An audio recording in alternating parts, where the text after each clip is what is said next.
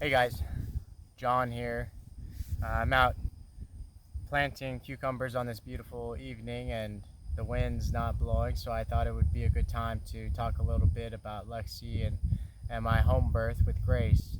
She's now 9 days old and we've seen the doctor and all is going well and we're very blessed, and I think it's something that we should be talking about more as a society to dispel some of the fear mongering and the myths and the confusion about having a home birth and what it might be like. So, when we've gone and see the pediatrician, the nurses and the doctor were all very nervous about having a home birth child walk in, and for reasons I'm not quite sure.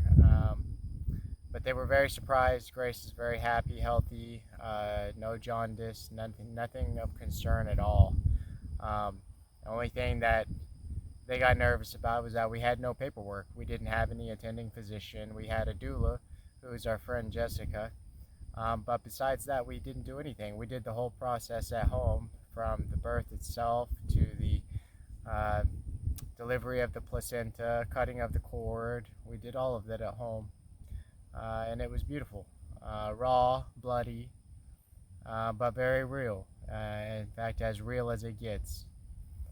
And so I want to talk first about why we chose to have a home birth. There's a lot of misunderstanding about why people might do it. I don't know why other people do it, but in our experience, we felt there really was no other way. It felt right, like the right thing to do. It wasn't about money. It wasn't about us being anarchists or, trying to protest the government or any of that nonsense. It was simply a decision that we chose because we have an understanding of our Creator, that our Creator doesn't make mistakes. It didn't make mistakes in the design of the female body, and if we listen with our intuition and our heart, that we can follow exactly the plan that He's laid out for us. If you think about it, really the only thing in the universe that is capable of making mistakes is humans. And I think mistakes abound in our society today, and there's a lot of fear, and there's a lot of subversion and control, and nowhere is that more apparent than in places like hospitals, healthcare, and agriculture. Part of the reason I'm out here exploring regenerative agriculture is to try and see through the lies and the illusion that our society has been spewing for so long about what is good for us and what isn't, what is necessary and what isn't. So our understanding of God, if you will, you can call Him whatever you wish. We're all talking about the same thing. Our understanding of God was such that we felt it necessary to have a home birth in order to be closer to that source. And our initial idea actually was to have Grace at a birth center, and we got through 32 weeks of that process, and some external events happened, like a car wreck, that made us rethink that decision. And by that point, we had done enough research and we had educated ourselves well enough to know that there really wasn't a whole lot of fear that's necessary in delivering a child. God doesn't make mistakes. And if we did our homework, if we were prepared and faithful to ourselves and to God, that things would be okay. And things were okay. So her birth lasted 22 hours. 21 hours of that was as a normal labor is, with my wife in a great deal of pain. As a partner, there's not a whole lot I can do except be there to support, provide for whatever her needs are, and try to be the rock for her while she's going through the most difficult period of her life. We both knew that there was light at the end of the tunnel, that we would be blessed with grace at the end, and that the hardship would be well worth it. And that knowingness allows you to push through those really tough times. There was only one period of the labor where our doubt and fear crept in to our experience, and that was in the 21st hour. Lexi had been pushing for a very long time, and she was getting exhausted. And and she was in the transition stage, which is the penultimate stage of labor. It's often the time when women say things that they don't necessarily mean, or they have doubts and they just want things to end. And that fear crept into Lexi, and then it also spread to me and our doula Jessica, and we all kind of were paralyzed with fear because we thought Grace might be transverse, laying across the stomach, and in that case, delivery isn't possible. If you're in a hospital and that happens, then it's an automatic C-section. And we were very terrified, and my wife just wanted it to be over, and she's like, okay, let's just go to the hospital and let's just make an end. And Jessica and I gave Lexi some space. She was sitting in the toilet in the bathroom, and we went in the other room and we were discussing what the implications of transferring to a hospital was. We wouldn't be able to lie our way out of the fact that we had planned on having a home birth. And there would be a C-section, and then I'm sure CPS would be called, and we would risk everything taking that decision. And fear really struck into our hearts, that we might have to subject ourselves to the ignorance that's often found in a hospital, and then we would lose control. And we knew that that was not the right thing, that it wasn't desirable, and that from our experience in educating ourselves, we understood that it also wasn't necessary. There were massages that you could do, which we did, breathing, and mental work in order to get Grace back into position. But she actually was in the right position. If she was transverse, it was only slightly, but the massage brought her right back in line to where she needed to be. And when we returned to the bathroom, my wife said, I think I feel something coming. And she got on all fours on the bathroom, and I got in my position behind her, and she began pushing. And within minutes, Grace was crowning.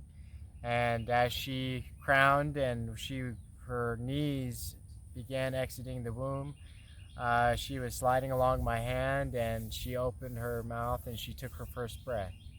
And at that moment, just such a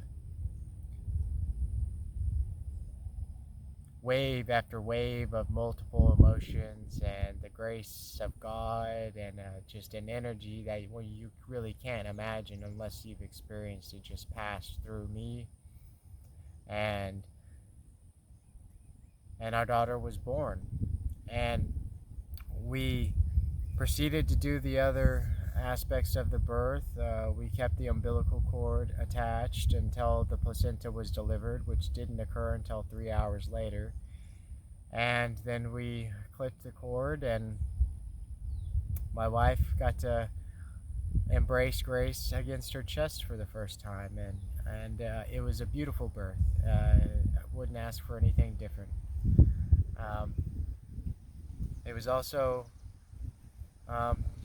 quite simple. It wasn't easy by any means. Raw, bloody, very real, but not complex.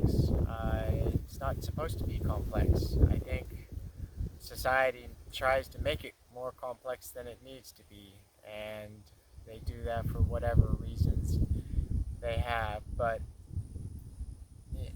for us, it was an incredibly invigorating experience, and one that will live with us and with our daughter, whether unconsciously will live with our daughter for the rest of her life. We just really wanted Grace to be born into a loving home, free of fear and masks and external bacteria and all of these things that populate our hospitals. And so we chose to have her at home, and it was incredible. For any of those that might be considering a home birth, the one thing I would tell you is to have no fear. Do not fear. God didn't make mistakes when He designed women, and fear is the thing that will cause problems. I think a lot of the problems that arise in hospitals are born out of fear that is imposed upon the mother. And it's really unnecessary. Humans have been having birth the natural way since humans were humans. And, it works. It works exactly when it's supposed to work. And if it didn't work, then there's a reason it wasn't supposed to work. And so, I think we live in a society, in a world where we're being told how to live, we're being told what to believe, we're being programmed in believing that we don't have the power to manage our own lives and manage our own bodies. But these issues that are causing this fear are man-made. Those things don't have a place in our lives. And we want those things as far away from our daughter as possible.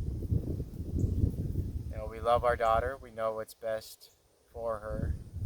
And if we need to seek outside help in her upbringing, which we already have, we had her see a chiropractor her third day of life, and we've already had a frenectomy done, and we've seen a pediatrician.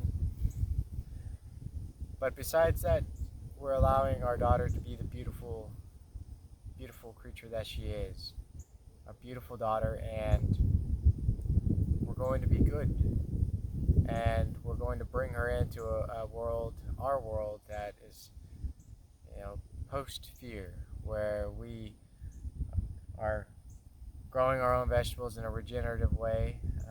We're eating healthy food, not sticking toxins into our bodies. And that's the kind of world that I think we all deserve. It's unfortunate that we're being convinced that we have to live in society's world when really we don't have to. I think that's all I have to say about our home birth. I'll say a lot more, I'm sure, in the future. Always open for questions. There's a million things I could have said that I forgot to say, but I hope it sheds light on why we did it and why we didn't, or why we didn't not do it. Yeah, I hope you guys have as graceful as a week as I have had. Take care.